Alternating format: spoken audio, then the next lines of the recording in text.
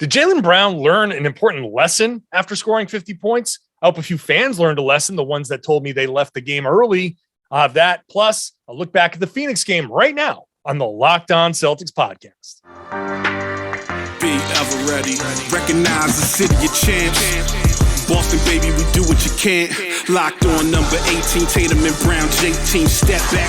We gon' wet that and slay teams. Of course, the Celtics, who else could it be? Screaming like KG with the Larry O.B. Karalis above average, assessing the team status. Best daily pod, no cap, salary matching. Clutch like Bird the DJ, keep John on replay. Prime time, dapping up the truth on the sideline. Raining J's, how it started, raising banners, how we finished. Locked on Celtics pod, home of the winners. B. Hey there, welcome back to the Locked On Celtics podcast. Thank you for making this show part of your daily routine here for you Monday through Friday, and thank you for making it your first listen every day. Free, available everywhere podcasts exist. If you're new to the show, welcome aboard. You can get this show anywhere you get podcasts, including YouTube. Check it out on YouTube. Every show, if you've missed any, available at LockedOnCeltics.com. I'm John Karalis. I cover the Celtics for Boston Sports Journal. I've written a book called The Boston Celtics All-Time All-Stars, which you see behind me on the YouTube page. You can order those at johnkaralis.com. There's a link there to buy the books. For a personalized copy, tell me what message you want in there. I will send you the book with the message for $30. Today's show, Celtics were quiet on Monday. Nothing coming out on Monday. Not even so much as an injury report coming out on Monday, and at least not to this point. And so I didn't talk about the Suns game, so I'll get to that a little bit later. In the second segment, I have a couple of people who sent me messages, one through the mailbag and one on Boston Sports Journal, telling me they left the game early. And I thought it was interesting. So I'll kind of talk about that and why they left and what they missed and the attitudes right now around the Celtics. So I think it's very indicative there. First, let's talk about Jaylen Brown's 50-point game some more. I looked through some of the stats, and there are some really interesting stats that I put up on Boston Sports Journal. If you want to go read them all there, I'm not going to tell you everything that I wrote. You're going to have to go check it out. But in the meantime, there were a few interesting stats. And then there was the interesting quote that it just stuck out to me when I was going back through and watching and listening. You know what? I think there might actually be a little something here, or at least I hope there's something here for Jaylen Brown. But let's start with this. The most impressive stat that I came up with, the most impressive two, I guess I should say. According to the NBA tracking data, Brown was 12 for 15 on contested shots. 12 for 15 on contested shots is really super impressive. And he was 7 of 14 on open ones. So he shot better on the contested shots. And tied to that, the reason why he was so good on the contested shots, more than half of his points came in the paint. In fact, this was a really great shot chart for Jaylen Brown. All of his 2-pointers, except for one, came in the paint. He was 5 of 10 from 3, so he shot threes and at the rim and free throws. That was it. 7 of 8 from the line, got to the rim, got to the paint, and then he was 50% from 3. That is everything you want in a star player's big point outburst. Not a ton of mid-range, although some of the jumpers in the paint were a little, mid-range-y, but it was as great a performance there. All told, it was really great. And so why 12 of 15 on contested shots? Why did the contested shots go in? Most of those were in the paint. And that's why they were contested, because he was driving into the teeth of the defense and finding ways around them, finding ways to finish, finding ways to get and ones. That's why the 12 of 15 on contested shots. It was impressive that he finished so many, but also impressive that he got in and basically took those contest. Not all 15 were contested shots, but most of them were. And the uncontested shots ended up being some of those mid-rangers, some of it's not, he didn't take any mid-range shots. He missed a couple, but most of them were 3-pointers. You got some open 3-pointers. And hey, look, if you're going to go 7 for 14 on uncontested 3-pointers, that wasn't the actual number, but if it's somewhere in that range, then sign me up. Like, yeah, sign me up to hit half your 3-pointers. If they're uncontested, fine. So impressive stats all the way around. There are a couple others there. They're on Boston Sports Journal. The quote that stuck out to me after going back comes from Ime Udoka first. And he says, quotes, "I think I told him that in Minnesota, he was rushing a little bit. Just let it come. You've got the whole game to get to where you need to get to. Don't try to shoulder the load by yourself the whole first half." Remember, he was not good in Minnesota. And, in that game, he was forcing things like Ime said. And then the next part of this quote comes from Jaylen, who says, "Ime has been great despite some of the bad games I've had and bad reads I might have done. Ime has trusted me." And then he goes on and says, "We'll get rolling. We'll get JT back. We'll get the rest of our guys back. These last couple of games, I think I've learned a lot." So where's my joy in all of this? Where's my that thing that I pin my hopes on, right? I'm the guy that just, you read a quote and you go, "Oh, that's me." I go, "Oh, wait, I'm going to pin some hopes on this quote." Just, boop. Oh, I like what you said there. Let me just come back to that. Well, Ime says, don't try to shoulder the load by yourself the whole first half. You have a whole game to get to where you need to go. Be patient, which means don't press, which means don't rush, which means just take the game as it comes, figure out where you're going to get your thing. The best players, the best of the best, are playing the long game in a basketball game. This is nothing that, you get this at the NBA level, and not all NBA players can do this.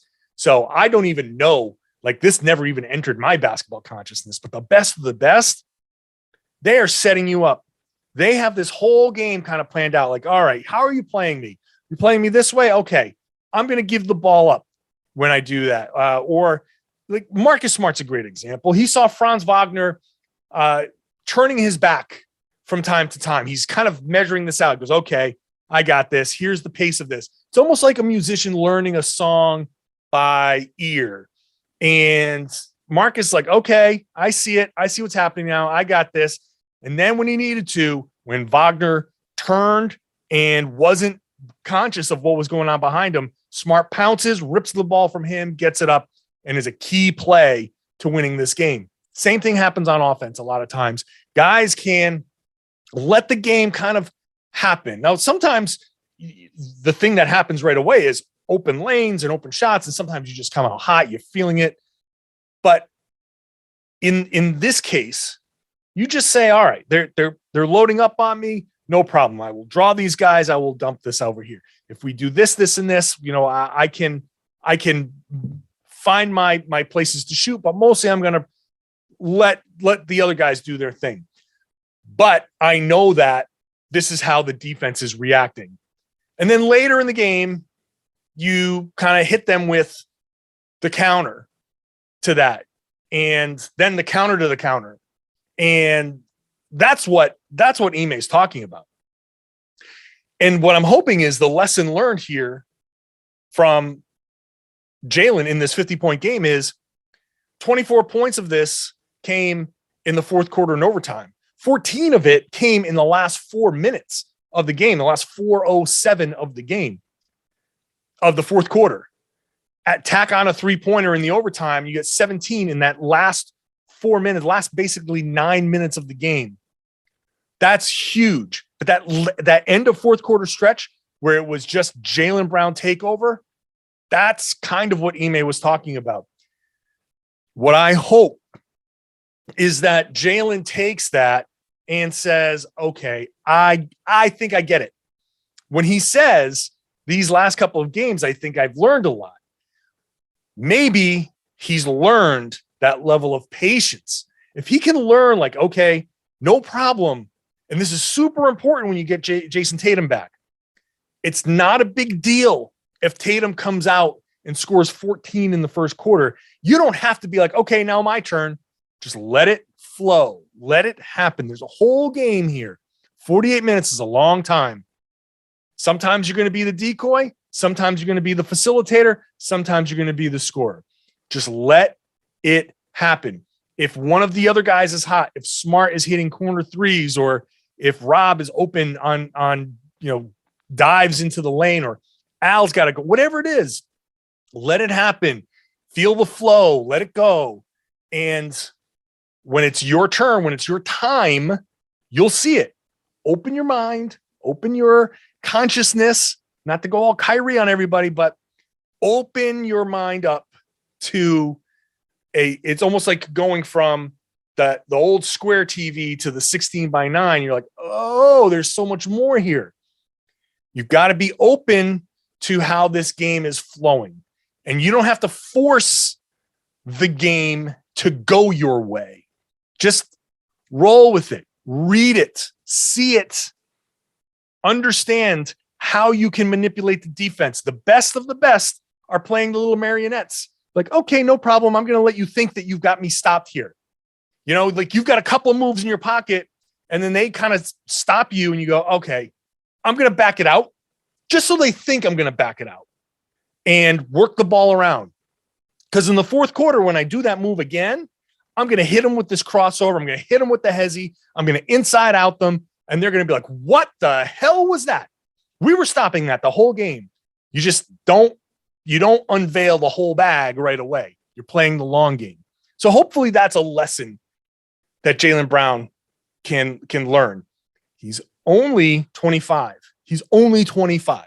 He's still not even in his athletic prime. No one had anything fully figured out at 25 years old. I know I sure as hell didn't. All right. And you probably didn't either.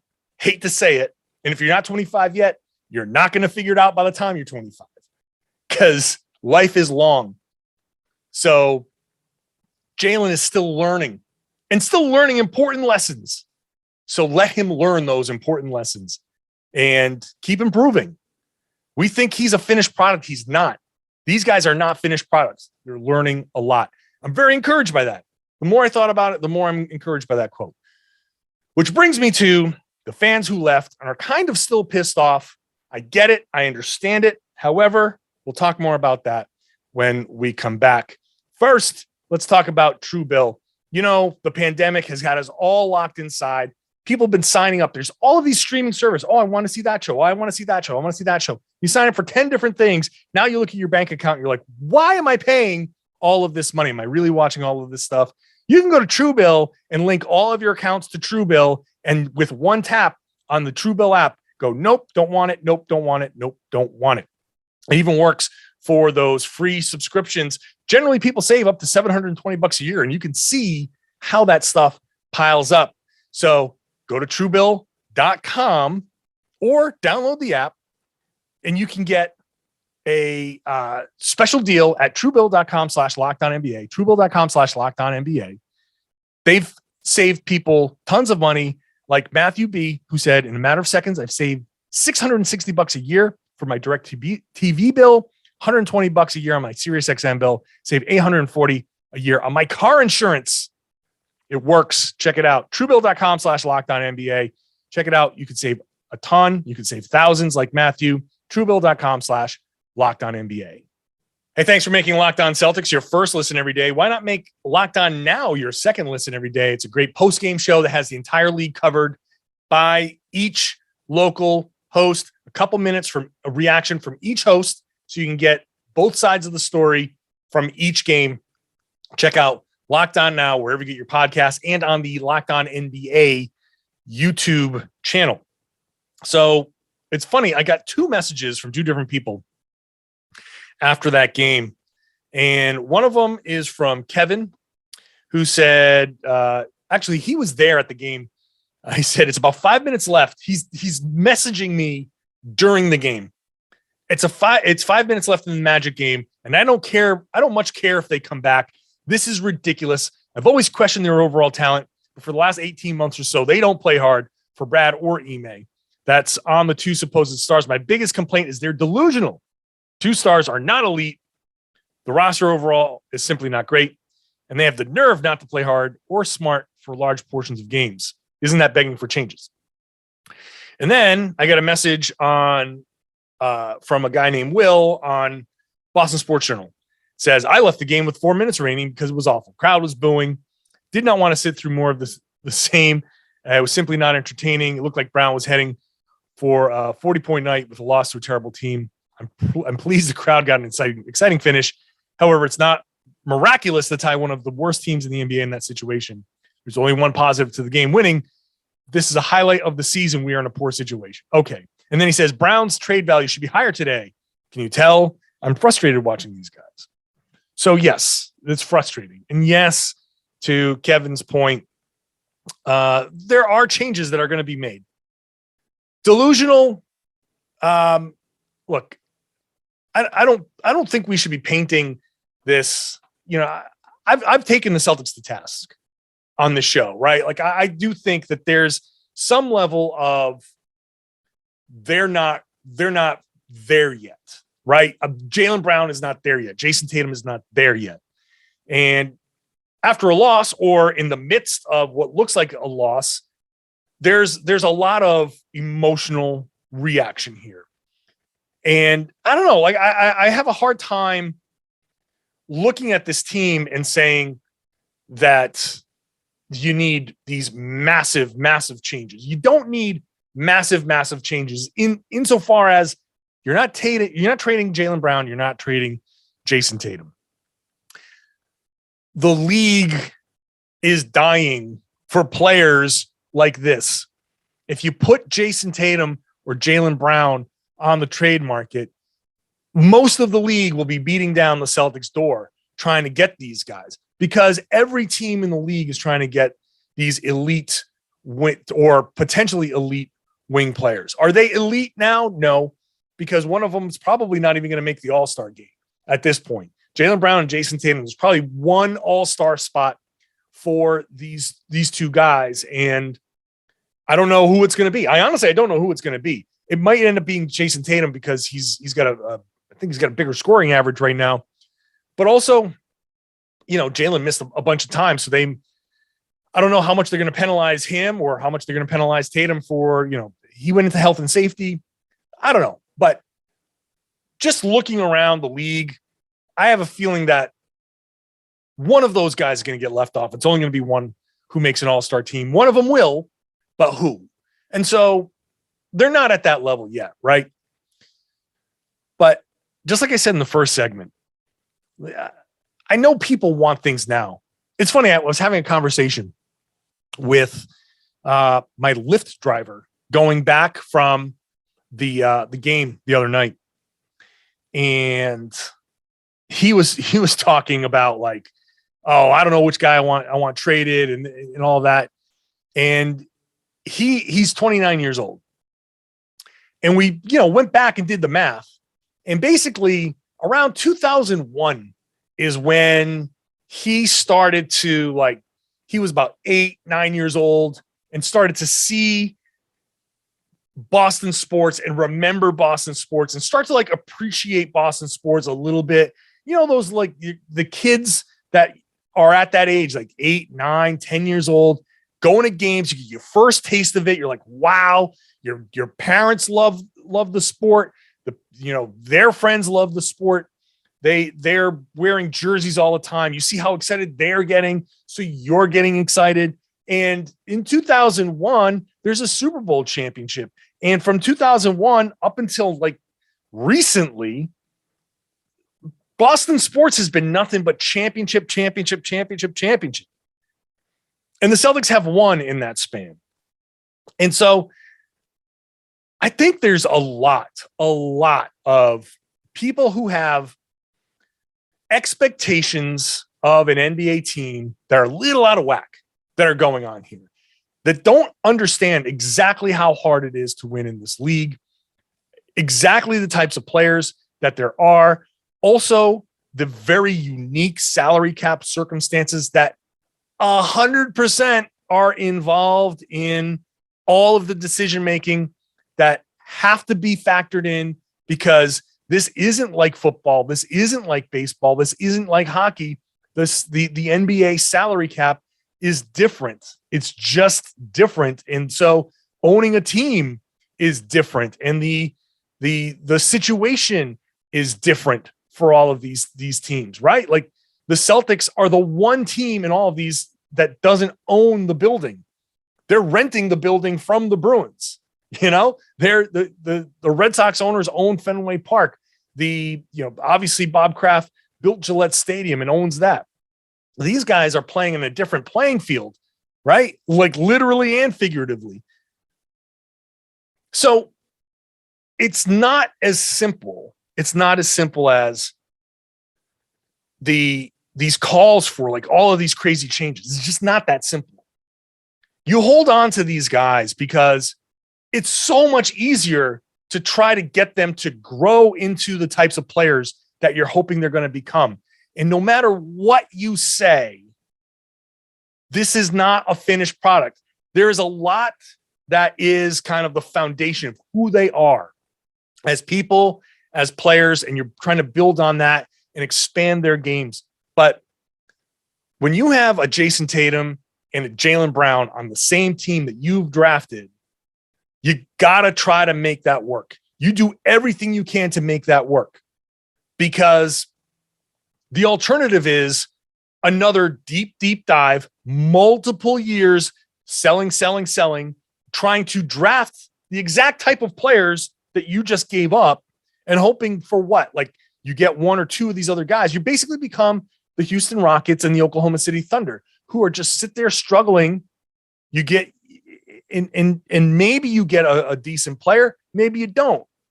You could be the Oklahoma City Thunder and fall in the draft that you were thinking you were going to get Cade Cunningham or Evan Mobley or Jalen Green, and you don't. And so the alternative here for everybody who's losing their minds, and I get it why you're losing your minds. The win is a win. The win that you got against Orlando, doesn't matter how you get it now. I said this in the last podcast after the game. Doesn't matter where that food comes from when you're hungry, right? You just want to eat and move on. Right now, the Celtics are a hungry team that needs to eat. And every time they get a win, you take it. And yes, there are things you want them to be better at, and hopefully they will be better at. But as I've said multiple times, this team, we still don't know who they are. The starting lineup that Ime wants to play has only played 87 minutes. They still haven't played more than 87 minutes.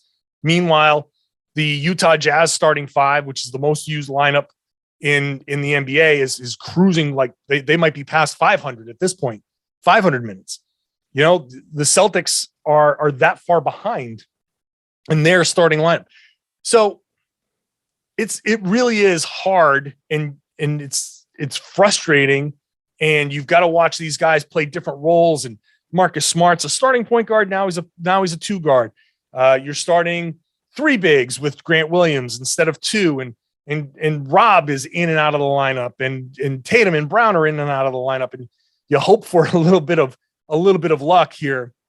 I know the patience thing gets old for some people, but I'm sorry. If you think being patient is tough now, how are you going to be patient through a rebuild? I think that's the final question I got to ask. If you can't be patient through a team that's got two guys who are potential all-stars, who have made the all-star team before and have proven to be high-level players, if you can't be patient to see how the Celtics can work through making those two work together, how the hell are you going to be patient through the rebuild that you're calling for? You won't. And I think some people just want to be nasty. You take the wins where you can get them. And the Celtics did get a win that I didn't talk about against the Phoenix Suns, which I will talk about when I come back. First, I got to tell you about my friends at Craic Sauce, Craic Sauce. They're out of Lowell. This is a local company, Massachusetts, owned by a Celtics season ticket holder. Massachusetts farms give them the ingredients. Massachusetts employees are working there. This is supporting your own and helping a local business prosper. You might think of hot sauce as peppers and vinegar and the level of heat that's just going to blow your mouth open. Craic Sauce is different. They use 10 to 20 ingredients in each bottle, and it focuses on flavor. It's perfect for the home cook or the foodie. It's a fulfilling, flavorful route to creating artisanal craft hot sauces that will enhance your everyday eating experiences. I'm telling you, this is not just your regular hot sauce. It's hot sauce with flavor that you can add to anything that you're cooking, especially now you're cooking probably heavier things like your chilies that need some heat, or various soups or roasts or big heavy things that can use a little extra flavor, a little extra heat. This stuff is great. It's versatile. It's multidimensional. It's not meant to torture you. Sometimes you want that, fine. This stuff is not meant to torture you. It's meant to add flavor to what you're cooking, what you're eating, and do it with a little extra heat. Golden Pumpkin, the 40 Shades, Mill City Red. I tweeted it out. You can see it. You can go to craicsauce.com, CRAIC, craicsauce.com for 10% off with the promo code Locked On. It's great. I use it. I love it. It's flavorful. I love the little heat that it gets. They have varying degrees of heat. 10% off the Craic Sauce products at Craic Sauce, CRAIC sauce.com with the promo code Locked On. Thank you for making Locked On Celtics your first listen every day. Why not make Locked On Bets your second listen? Locked On Bets, hosted by your boy Q, Lee Sterling. They got you covered, pun intended. Get it? Covered betting. Locked On Bets, wherever you get your podcasts. If you're going to throw some money down somewhere, check them out. They might help you out a little bit. Celtics started out that weekend with a win over the Phoenix Suns, 123-108. This was a game where it was that was the 1:00 start. So I knew right away this was going to be an early crap fest from the Suns, because basically it's an 11 a.m. start for them. The Celtics needed to build a huge lead because the Suns were going to wake up and make a run. It's exactly the way I thought it went. They came out, they built a 30-point lead. This is, it was great. It looked good. Devin Booker looked like crap. He was shooting terribly. The ball was moving. The Celtics were hitting shots. So they built up a lead by the end of the second quarter, close to the end of the second quarter. They built it up to 30. And it was like, okay, great. Then the Suns come out in the third quarter and do exactly what everybody knew was coming, right? They put a huge run together, cut the lead down to 13. The good thing in this one is that the Celtics actually had answers in this game. So I was impressed that the Celtics were able to take that big blow from one of the best teams in the NBA. They were tied with the best record, tied with Golden State for the best record at the time, to take that big shot that they had and give it back. And basically they went on an 8-0 run at the end of the third quarter. So basically they lose the quarter by 3 and give themselves enough pad to kind of hold on. And I thought it was a fantastic game. Like I'm not worried about the giving up the run to Phoenix. That was going to happen to every team that they played. It didn't matter that it was the Celtics. This wasn't the Celtics coughing it up. This is exactly how that Suns team was going to play that game. Come out like crap, halftime, coffee kicks in, something. Then you come out and you're like, all right, let's roll. They didn't have Jay Crowder. They didn't have DeAndre Ayton. They struggled a bit. What we saw in that game was the triple-double from Robert Williams, which was 10 points, 11 rebounds, 10 assists. He says he didn't really know that he had it, but Jaylen Brown, who hit the shot to give him that 10th assist, said he knew. Horford had 7 assists there as well. They were the main assist guys. Marcus Smart, I thought, was really good in there. Kind of, this was before Schroeder got back. So Marcus Smart, starting point guard. I thought he was a very steadying force. Rob and Al, they started Grant in that third spot, which was pretty good, actually. It didn't work out great, but I understood the defensive decision to do that. They wanted to have that extra guy so they could switch a little bit and not give up too much size. So, but I thought playing through their bigs was great. And it's great to see Rob. Hopefully that right big toe sprain is not a big deal. He did try to go in the last game, but couldn't go against Orlando. So hopefully he goes against the San Antonio Spurs, because running through their bigs, running through Al, running through Rob is a great way to get these guys moving and going. And one of the things that I loved about this game, running the offense through the bigs, means you're pulling the bigs up to the top, and that allows cutting lanes. That was probably the best cutting game that we've seen from the Celtics in a long time. Probably why Romeo Langford and Josh Richardson and Peyton Pritchard were as good as they were. They combined to shoot 15 of 24 together. They outscored those three.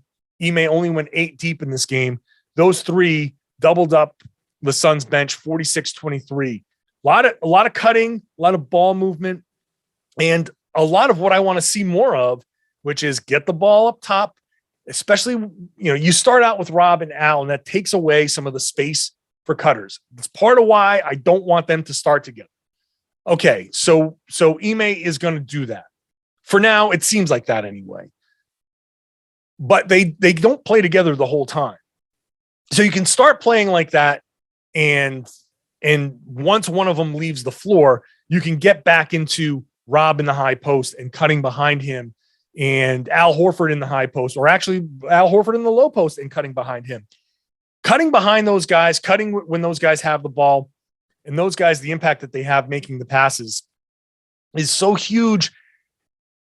It spreads that defense out, and it forces them to make decisions. B, it gets guys like Jaylen Brown and Tatum and Langford going, because you get a couple of easy baskets on those cuts. Next thing you know, you got a couple of points in the box score, and you're feeling it. You're feeling good. You want that ball in your hand again. That confidence is there. And so much of basketball is just confidence. Shooting with confidence, playing with confidence. You're loose, you're free. Everything just flows. It feels great. So get these guys up top more. And hopefully what we'll see is the evidence pile up that there's better offense when those guys aren't playing together. And so maybe you obviously there's better defense when those guys are playing together.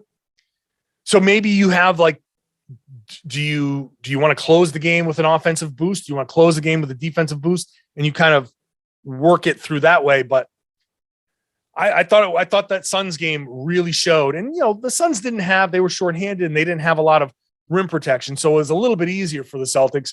But regardless, that's still the way that we want to see them play. They put up big points in that game. I want to see more of Rob the passer. Rob the passer is such a huge, huge asset for the Celtics. I want to make sure that the Celtics aren't wasting, as I've said multiple times on this podcast, wasting an A+ skill from an NBA player. That's not something you want to do very often. All right, that's the show right now. Celtics do have a practice scheduled on Tuesday afternoon. So while you're listening to the show, I might be listening to the Celtics at practice. I'll tell you what happens there. And then I'll bring in my buddy, Jeff Garcia from Locked On Spurs, to get you caught up on how the Spurs have been doing. They've been playing a lot better, what we can expect as the Celtics and Spurs get together again. Celtics looking for some revenge on Wednesday. So we'll do a little crossover preview there. Hopefully you will enjoy that, and stick around and subscribe. If you're new, you want to subscribe for that show so you can get it as soon as it drops, whether it's on the podcast or on YouTube. If you are a regular subscriber, listener, or watcher, make sure that you're spreading the word and sharing the podcast, telling everybody that they should be listening to and watching the Locked On Celtics podcast here on the Locked On Podcast Network.